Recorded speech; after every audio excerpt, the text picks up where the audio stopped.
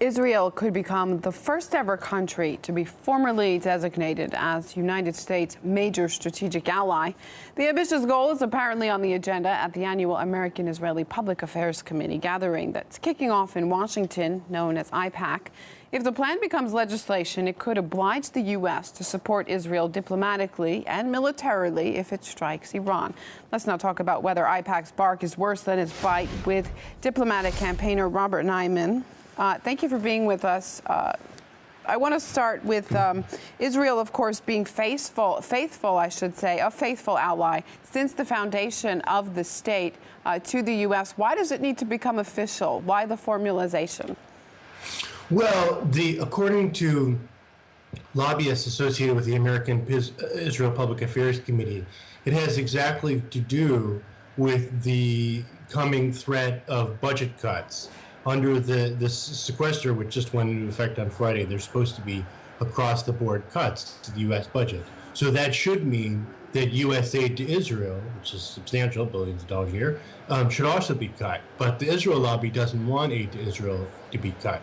So their long game is that with this designation of major strategic ally, they would move things that are currently paid out of U.S. aid to Israel into the base Pentagon budget. They would argue, well, this is about the national security of the United States, so it should be in the base Pentagon budget. So the effect of that, of course, is to transfer, it's the same effect as transferring money from the Pentagon budget into the aid to Israel account. So their goal here is to exempt aid to Israel from the so-called across-the-board cuts. But of course, they don't want to announce that on the marquee because Americans are going to be told that, oh, now we have to cut, Head Start, early childhood education, because of these sequester cuts. But meanwhile, aid to Israel is going to be protected. That's going to make a lot of people in the United States very angry. All right, so it's clear how Israel would benefit from this, but the U.S. rubber stamping this status, how do they benefit from it? Well, they don't. This is not about the benefit of the U.S. It has nothing to do with the benefit of the U.S. This is about what you can get away with if you're a lobbyist in Washington and the American people aren't paying attention. This is about, if AIPAC and members of Congress are in a closed room, they're going to agree to one thing. If the American people don't find out about it, it's not reported in the press. These things we're talking about, this isn't in the New York Times. It's not in the Washington Post. It's in the insider press that covers this stuff, Jewish Telegraphic Agency, for example, that covers AIPAC. So outside people who follow these issues, this is not in the mainstream American media yet. The conference, we understand, will mainly focus on Iran, which is seen as the emerging threat, like you mentioned.